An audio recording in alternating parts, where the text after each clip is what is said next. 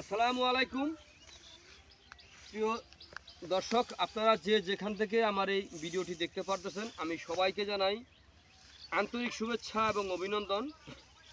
আজকে আপনাদেরকে দেখানোর জন্য আসলাম একটি ঘাসের জমিতে। যেই ঘাস গরু, ছাগল, ভেড়া, মহিষ, বাংলাদেশের প্রতিটি গবাদি পশু কিন্তু এই ঘাসটা কিন্তু খেয়ে থাকে। এই ঘাসটায় 22 থেকে 25% প্রোটিন রয়েছে। এই ঘাসটায় পাতা অনেক বেশি, এই ঘাস নরম।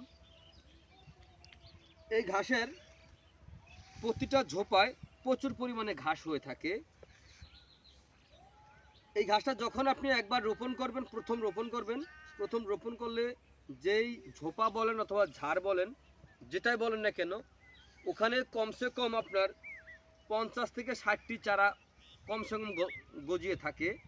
যখন আপনি একবার কাটবেন, কাটার পরে প্রচুর পরিমাণে এই ঘাসটা কিন্তু গজিয়ে থাকে। এই যে দেখেন, আমার এই পাশেই দেখতে পাচ্ছেন, এই জমিটা থেকে অনেক ঘাস কিন্তু জমিটাতে রয়েছে। এই ঘাসটা কিন্তু প্রথম কাটার পরে দেখেন, এই দেখেন প্রচুর পরিমাণে কিন্তু আপনার চারা কিন্তু গজিয়ে আছে, প্রচুর পরিমাণে চারা। তারপর দেখা যায় এই ঘাসগুলো আমরা আগে কেটেছিলাম, আর এই ঘাসগুলো আমরা পরে কেটেছি। এই ঘাসগুলো কিন্তু এরকমভাবে হবে। এগুলো কিন্তু এখন কেবল হচ্ছে। আপনারা দেখতে পাচ্ছেন প্রতিটা ঝোপায় কিন্তু প্রচুর পরিমাণে চারা গজিয়েছে। দেখেন, এক একটি ঝোপার ভিতরে কতগুলি করে চারা কিন্তু বের হচ্ছে। এরকমভাবে প্রত্যেকটা ঝোপায় কিন্তু আপনার চারা কেবল বের হওয়া শুরু হয়েছে। এরকমভাবে কিন্তু এই ঘাসটা কিন্তু এরকম হবে। তো তারপরে দেখেন, এই পাশে আবার যেই জমিটা দেখতে পাচ্ছেন, এই পাশ থেকে কিন্তু আমরা আরও কাটতেছি। যে কেটে কিন্তু প্রায় শেষ পর্যায়ে এখানে এই ঘাস শেষ হওয়ার পরে কিন্তু আমাদের আরও জমি আছে, তাও বেশি দূরে না, ওই পাশে।